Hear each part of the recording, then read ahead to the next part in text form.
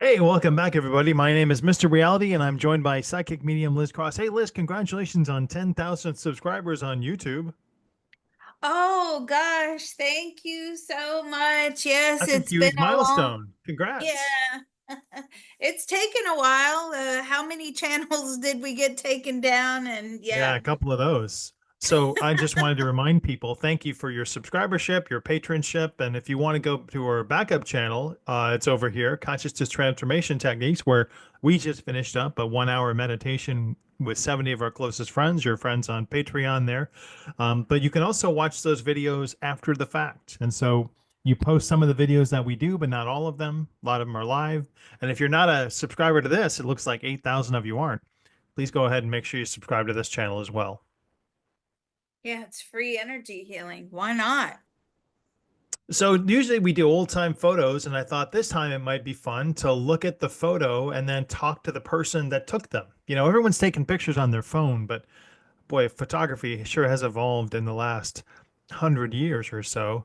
Um, that would be fun. This one taken by William Anders in 1968. He just snapped a picture of the moon rise over, Oh, or the earth rise over the moon, and I wondered if we could see what he was thinking at the time. that's quite a good photograph, really. It's pretty amazing. Yeah, taken with this camera right here from the Apollo 8 mission, and he just passed away apparently in June. And here is William Anders, age 90, June 7th. And if he could bring him in and talk to him about his life as an astronaut and what he's doing on the other side. Yeah, of course. Okay, I have him here. What was he thinking when he took this photo? What was his motivation and how did it change his life? What were you thinking when you took that photo? He wanted to give a present to the world. He wanted the world to see what he was seeing. And did it change? It changed his life. The whole experience changed his life. How so? How so? Well, what do you mean?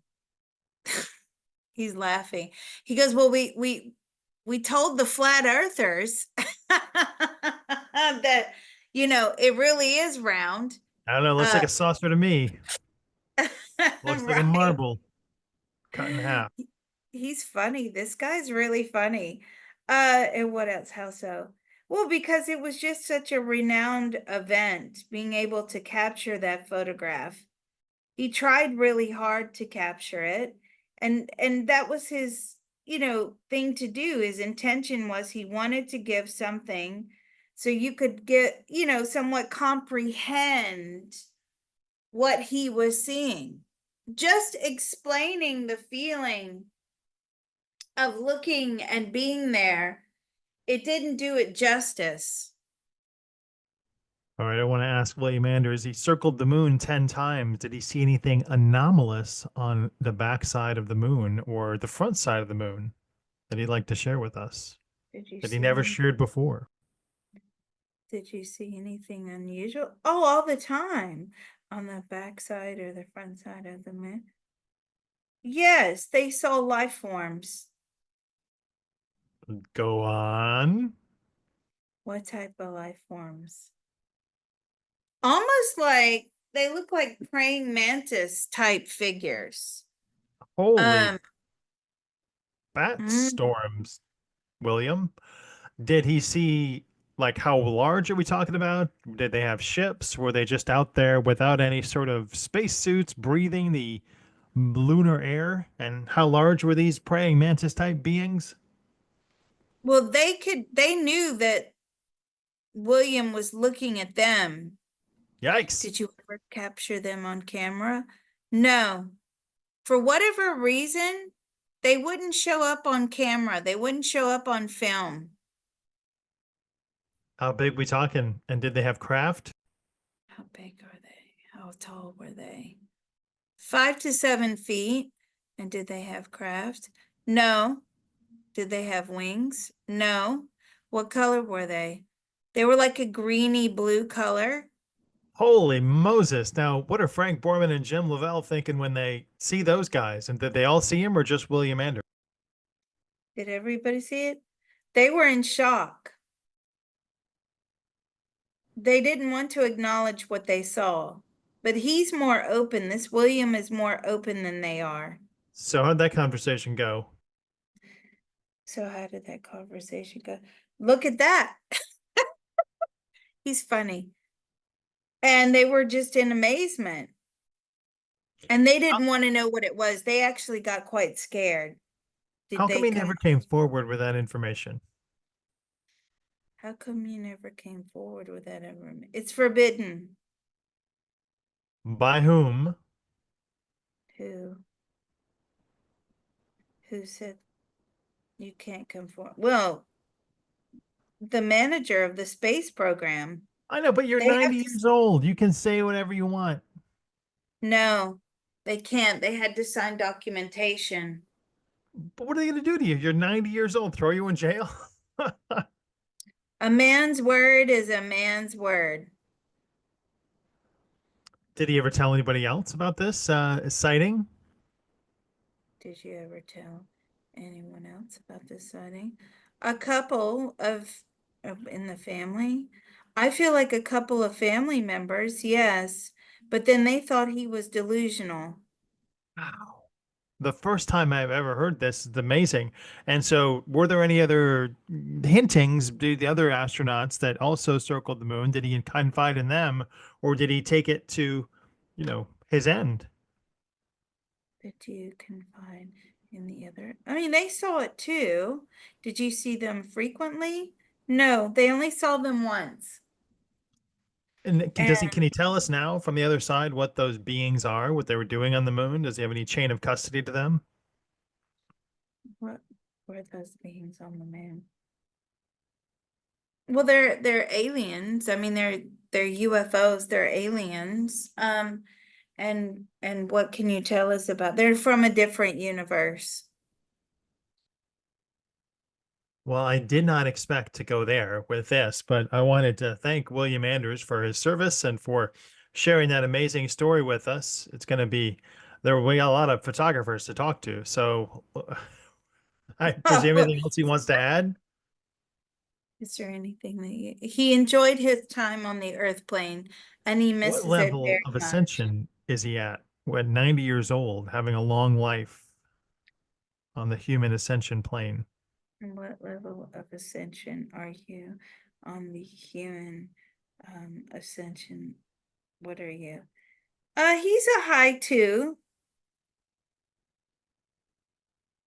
Well, thank you very much, William Anders. It's been a wonderful time chatting with you. Now, here's another iconic photo we're going to skip down to. This is Tankman by Jeff Weidner, taken in 1989. And I don't think the identity of Tankman has ever been fully established. And so I wondered if we could bring in this gentleman here in the yellow circle and find out from him what was going on that fateful day in Tiananmen Square in 1989. I don't know if he made it, if he didn't make it, because he's unknown. Hmm.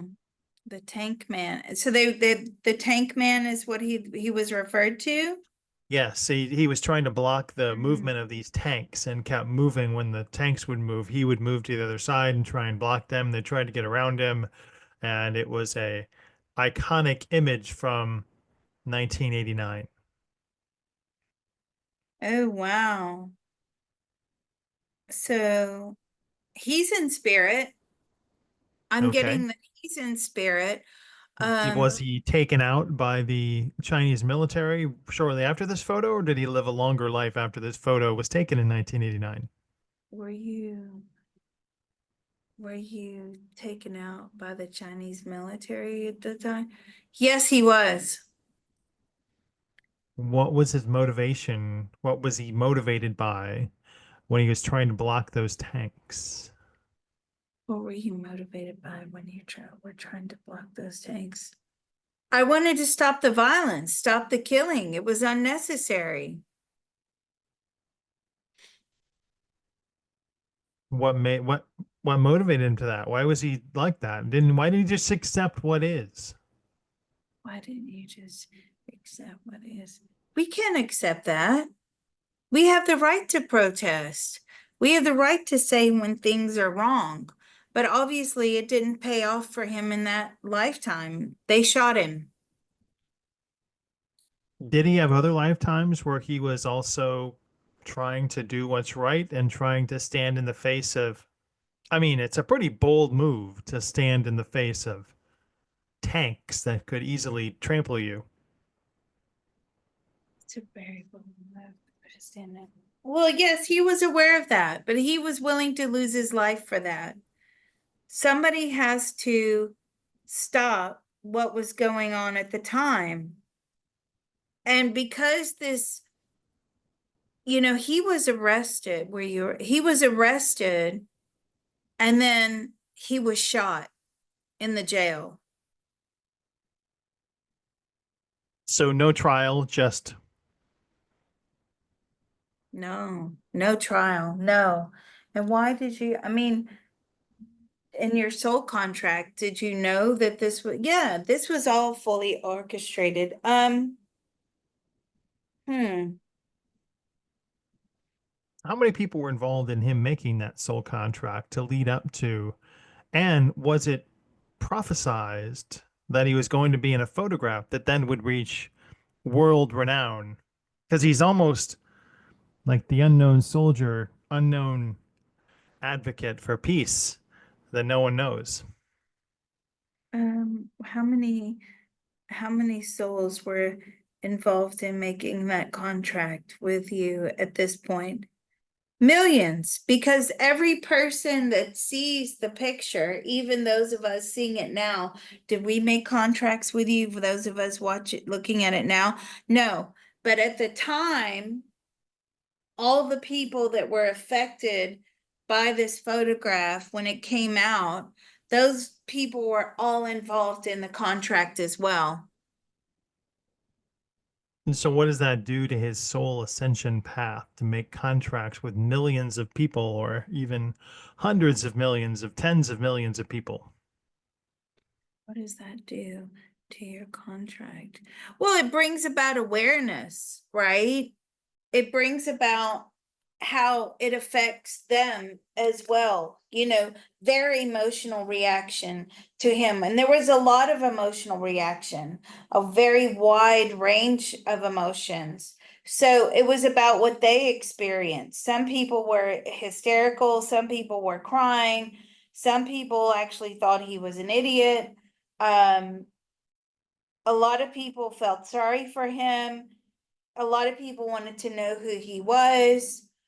He ended up like being almost like a face of democracy, even though it was very short-lived. But there's a lot of different emotions and emotional reactions to this photo. So everyone that had an emotional reaction at the time and as a collective, that was all very instrumental in the contract.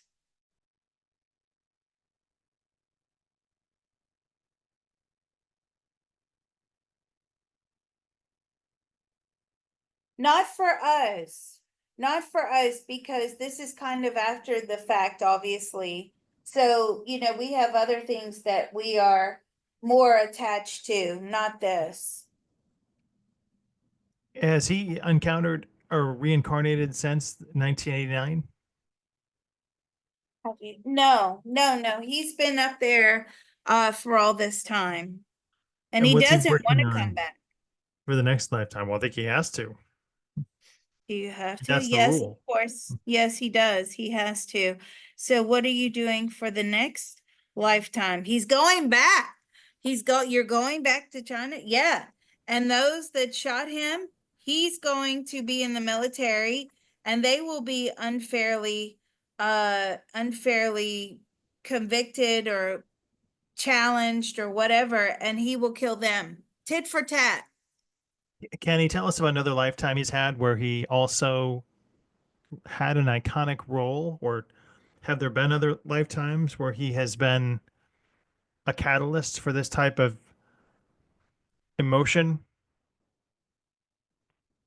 Very interesting. Have you? Yes, he likes doing this. He likes, impact. He likes to do this very much. He was a leader in a lifetime going way, way, way, way back. But he was also anti-democratic as a leader. Where was this? This was somewhere in the Middle East, and the people tried to rise up and he had them shot. So you see how this goes? How many lifetimes has Tankman had as a human being? Times have you had as a human being? 500. I wonder if we could bring in Jeff Weidner. He's the man that took the tank photo. And what is his emotion about this image? I know it was a catalyst for him, and he's called it a blessing and a curse. Is he on the other side? I think he's still with us. Yeah, because I'm not finding him standing here at the moment. Um, so let me see if I can make contact with him. Yeah, he's still with us. He's Yeah. 68. Really? Yep. It's a haggard 68. War-torn life photographer, Oh, okay. battle scarred. What did you think about your iconic photograph of the tank man? It's one of the most, it's like a photo of a lifetime. He was able to capture that, and that was iconic for sure. He's very proud of that photo, and he's very proud of the how it speaks to many people around the world. He still looks at that photo. He still looks at that. He does have a lot of other photography, and I feel like as of late he did a lot of wildlife photography. But yeah, he that's one of the most important images that brought about so much emotion. He likes political photography, so I feel like he likes to photograph at political rallies or major speeches or protests or riots and things like that. Have there been any past lives between Jeff Weidner and the Tank Man in previous lives?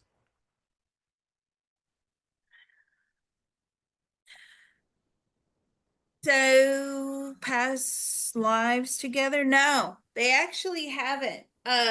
He just made a load of contracts to be at events, which then that's interesting, isn't it? The fact Mhm. that he contracted to be at events as more so than people, right? So instead of saying, "Oh, well, I'll be at this event with you and I'll do this with you and I'll do that," he just wanted to be at different events. And that's the basis for his contracts. No, he did not know the Tankman in a previous life. How many incarnations has Jeff Weidner had as a human being, person, human? How many incarnations have you had? How many? Around 200 to 300. All right. Well, thank you, Jeff Weidner. It's good to have you here. There's another one here. I wanted to bring in the Oh, Hindenburg disaster. Shear was the photographer that wow. captured this catastrophic moment. And it's amazing, this camera. You know, we're not even 100 years gone by, and this is the camera, this speed graphic camera lens that he took to get this iconic photo. Um, I wonder if we could bring in Sam Shear and Hmm. talk to him about his iconic photography, and particularly the picture of him born 1937. Can we get a picture of Sam? Probably not, I guess. Sam Shear. Sam Okay. Shear. All right. What would you like to know? I want to know what he's doing now on the other side. What's he working on? Are you taking photography on the other side? No, no, no, no, no. He doesn't want to do that again. He wants to do music. What are you working on now? How, see, you see these guys though, it's all about impact, right? How do we impact people? What is a way that we influence people, change their consciousness? How do we expand their consciousness on the earth plane? Well, music can do that, he says. Painting can do that. Photography, art, entertainment can do that, as long as it's meaningful entertainment, not drivel, he says. But it's about making an impact. There he is. And how Yeah, does he that's feel that people can make an impact today versus when he was alive? ooh. Well, I have to ask this question. Do you think that this mass ability to, take pictures on our phones, take videos, post it on whatever media platform we so choose, it can go viral? What do you think about that today? He thinks it's brilliant, he loves that. But I'm saying, yeah, but sometimes it can also be distorted information, so people only cut and chop and change whatever their opinion is. Like, for example, when people harass the police and they're constantly following the police around for miles and miles and miles and wanting to be pulled over, and then when they get pulled over they start arguing with the police. Well, they do that on purpose, but you don't get to see that part of it, right? You don't get to see the part where they were weaving and driving erratically. They want to look like they're completely innocent individuals being pulled over. So what do you think about that level of distortion? He still thinks it's fabulous. Why? Well, I think that, Because it's necessary. It's necessary to be able to have that communicative tool, he says. yeah, but there's almost too much of the communication. There's too much bandwidth. So, how much of the bandwidth in our daily chatter with picture, video, voice does he think that the average person really digests now versus when he was alive? How much of the bandwidth, like, do you think that the person, he says the more the merrier. He's all for the information age. Do you like the information? Oh, he loves the information age, because that's what they live for, right? They lived for getting information out there. It was just at a much slower pace than what it is now. But I'm saying, don't you think do you ever get to a point where there's a threshold, there's too much? He says, no, the more exposure to the world and events, the better. Is Sam Shear in incarnation form now? Is he, it's 1932, so that's almost 90 years ago. Is he back with us? No, no, he will be soon. How soon? The next 10 years, 20, maybe less than 20 years. It'll be his time to come back. And do you already have that all planned out? Not all of it, but most of it. So, how far in advance in the spirit world do we actually plan? So, from the moment before we leave down in the tunnel to come to the earth.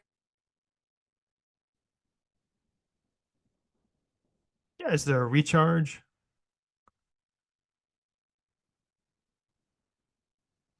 Oh, we lost Liz Cross. We'll never know. Sam, the spirit has connected Sam and Liz Cross in their own reality tunnel, and we're unable to hear Liz again. So there was some sort of glitch there going on. Sorry. And without having to edit, because editing takes a long time, we're just gonna roll with it. So what he said was 10 years. So 10 years in advance. So around 10 years in human terms, you know what the plan is before you come. Yes. Is it a long wait? No, it goes in a flash. So So is he where we just on mm-hmm. vacation for 80 years of that? What was he doing before then? Were you just on vacation? He thinks you're funny. Were you just on vacation? No, it takes a lot to plan all the intricate details, and you have to go back and fill in and fill in and refine and fill in and fill in and refine. So it takes a lot of planning. But I'm saying, okay, so if it's very intricate and every single thing is like, you know, contracted in, and apparently a lot of thought goes into planning, or it's supposed to. Why do we make such a mess? But see, he says it's not a mess. It's beautiful. It's wonderful. Every single Sam. thing that happens here on the earth plane, according to him, is absolutely fantastic. We don't know how lucky we are. How many incarnations has Sam had as a human being? How many incarnations have you had as a human being? How many? Oh, he's in the 500s as well. All right, Sam, I appreciate it very much. Thank you. I wanted to see if we could bring in Florence Thompson, who was taken. It's amazing. This camera, look at how ancient that camera looks. Unreal. Oh She my. became the face of the, the destitute, the poor, destitute pea pickers of mothers in California. And the photo was taken by Dorothea Lang, but I wondered if we could bring in Florence and ask her what she's up to. How's life treating her here on the other side or on this plane?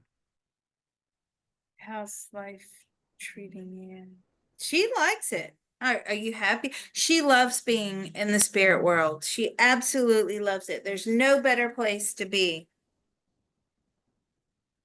Tell us how life was hard growing up in the 1930s. Is life hard? Growing up in 19, it was extremely difficult, and she wanted to capture it so that for the future, people will always remember or be able to understand the implications of poverty. I'm like, well, we have poverty here, not like that, she says. And I'm like, well, yeah, I have to ask this question, okay? I have to. Sorry. Is the pendulum now swinging the other way? Are we going back into those levels of poverty? Yes, eventually. I knew that. I knew How that. far out are we talking? How far out are we talking? About it, what? How far out are we talking? About 70 years. So we're now, are we now in a permanent economic decline? We are. I knew that. You see, because we've had such an increase in homelessness and poverty, and now food banks and people living on the breadline, and people living van lifing it, mind you. If I had no responsibilities, I'd probably be van lifing it too. I like that concept of, as long as it's a nice van. But Should we ask uh her yeah, what's the price of Bitcoin in 2094?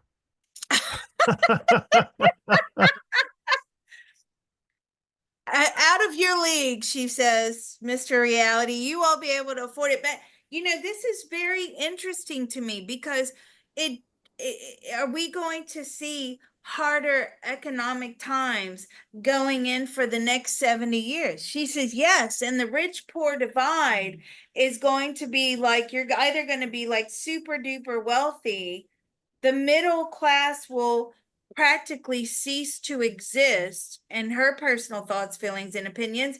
And we're going to have this level of poverty like this. Wow. Did she contract with Dorothea Lang to be have that image taken of her before she came down to the Earth plane, or was it another instance of Dorothea Lang just being in the right place at the right time to take that era photo? Did Dorothy Lang, did you no, that was a contract. That was, yeah. Because funnily enough, she did not like to have photographs of herself. Florence? Yeah. You didn't like having your photo. No, she hated it. She hated having her photograph taken, even though it was necessary, but she was playing to the masses. She knew that over time people would want to see these photos. And I'm saying, why did you have this problem with your photograph? Well, she goes, well, it wasn't about smiling. It wasn't about happiness, right? It was trying to capture life in the raw, she says, and to make people understand that these times were very serious and very difficult. It wasn't like cheese, smile for the camera. So, did you have a poor self-image? She had a very poor self-image of herself. I wanted to ask if she could tell us what she feels that life gave her as Florence Thompson. Do you feel What that did life? that do to her ascension Oh, by path? bringing that consciousness expansion, that awareness, did that help you on an ascension level? Yes, it did. Yes, it did. You know, it this is very interesting because we talked about this in the CTT this morning. And without going into all that, you'll have to go and listen to the video from this week. But anyway, it's about maximum impact, right? What can we do that benefits people in a white light way and maximum impact? And that's exactly what she's saying. It's funny how it's following along that theme, probably to reinforce what we did this morning, but that's what she likes to do. She likes to make her life categorized in a way that it's not about her as the individual, it's more about the people around her and the suffering. Are you going to do that again? Yes, she is. Are you going to do photography? No. She's going to be what? She's going to be a politician. Are we talking about the photographer Dorothea or about the pea picker lady? No, the photographer. All right, so this is Dorothea Lang. She is the photographer, and she is not incarnated now, passed away 1965. She's still working on her next incarnation. Oh, yes, that's who I was channeling. Sorry.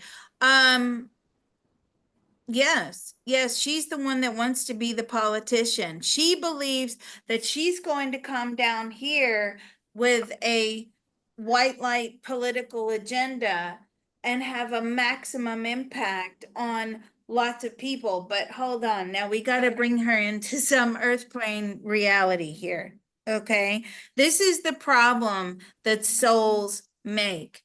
It's all wonderful It's and very idealistic up there in the God plane. yes, exactly. Is it actually, I mean, you're feeling very hopeful and very positive about coming back and fulfilling that role. And she's now shouting at me, going, "Don't ruin it for me, Liz." Well, Well, we'd okay. like to give you more information. And it seems do you just forget like how crappy it is down here when you go up there? You're like, oh my gosh, it was so amazing. Is it like, roller coaster ride that you just got to get back? Do you forget how awful it is down here, especially like taking photographs and being around people? Because she actually would give them food in exchange for being able to take their photographs. That's how easy it was to take their photos. Like they, you didn't have to offer very much. Um, Man, yeah. Did you forget about how horrible it is, like how difficult it is as one politician, and you probably are fresh face out of law school and you go to law school because you want to make a difference. And yet, once you're in the thick of it, you realize, well, there's nothing much I can do, so I just need to save myself. No, she says, that's not what I want to do. I want to again have maximum impact as much as possible on as many people as possible. And I'm saying, okay, so are you saying how are you going to do that? Like how are you doing that? And this is about extending like social services, help for the poor. So she's still maintaining that sort of agenda, expanding on like what we call in the States like food stamps, food coupons, uh, teaching people how to grow their own food. Will people be growing their own food in the future? They'll have to. That's the way they're surviving. So again, another confirmation that the pendulum is swinging the other way, that we're going back into these harder times. So when do you think we had our peak financial? She's saying, I'm like, are you serious? Because like there are a lot of poor people in the 70s. And she's saying like the 60s and 70s where life was still doable. You didn't need a lot of money to have the basic things in life. You could still get by. But she says going forward, we're going to go back into growing our own food, which we have gotten that several times through many different probes. And even Lynn Buchanan, when he remote viewed out into the future, he got that as well, that we're returning back to agriculture. Now, he didn't know why. Now we know why, because the economy is just going to, squeeze a lot of people out. How does Dorothea Lang think that people can make a significant impact while they're down here on the earth plane to expand their consciousness? How do you think that people down here can make a significant impact? By tapping into the collective frequency and okay, I'm gonna tell you, but I disagree with her. And giving your energy into, she doesn't like me. She just slapped me. She didn't like that I disagreed with her because this is her big moment. I'm sorry. Tapping into the collective frequency and allowing your energy to be used for the good of others. Okay. The reason I'm against what she just said, and I'm Right. saying, yeah, that's all well and good coming from the spirit world. Do you do an energy exchange in the spirit world? No, you only do an energy exchange on the earth plane. See, again, very idealistic, because if you do that here on the earth plane, you're basically doing an energy exchange, right? You're the You're battery. People are going to suck you dry. yeah, exactly, exactly. So you're basically telling people to sacrifice their own personal health and well-being for the good of the collective. And she says that's how it works. But I'm sorry, I disagree with her on that. I think it's self-preservation. But those are her feelings. And again, she's coming from a place that's not on the earth plane at the moment. Let's give the final thoughts to Florence Owens Thompson and ask her what she thinks people can do to make a maximum impact on the expansion of consciousness while they're on the earth plane. Maximum impact of expansion, it's got consciousness expansion here on the earth plane. Well, she's saying pray for the collective. So when you're in the spirit world, is it more about the collective than the individual? She says no, it's a bit of both. And I'm saying, okay, so praying for the just general praying for the collective, yes, just general intention, feel good intention, vibrations, praying for those that are suffering. She says a little goes a long way, believe it or not. She had 10 kids in this lifetime, so does she need to help them make soul contracts moving forward, or do they all do it on their own? She had 10 kids. Hmm.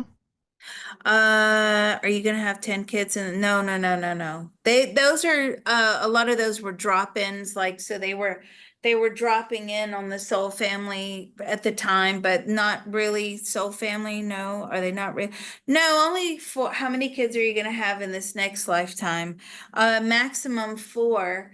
And how are you still gonna have this poverty? No, no. She's gonna be very wealthy in her next lifetime. So pray for the consciousness. What else can people do for their own personal expansion of consciousness while on the earth plane? Extension of consciousness. Do you have to help those people make soul contract? No, no, no, only her direct soul family. And what can people do to expand their consciousness? Yeah, she's saying just pray. And was like, pray for yourself. Should we pray for consciousness expansion? She says, yes, you could do that. But pray for the earth, pray for the good of others. She's very spiritual, this lady. All right. Well, I want to thank all the photographers. I want to thank each and every one of you listening. Please like, share, subscribe. Go back and listen to some old videos and send them to a friend because Liz has done a lot and they're not all topical from now. They're topical in the future too. And if you're not a member of Liz's channel already, please like, share, and subscribe. And also go to the Consciousness Transformation 765 channel and subscribe over there. Liz, it's always a pleasure. Thank you so much for your time. And thank you. And you do have a tip jar listed in the comments. He put this together by himself, folks. Bye, So everybody. show him some love.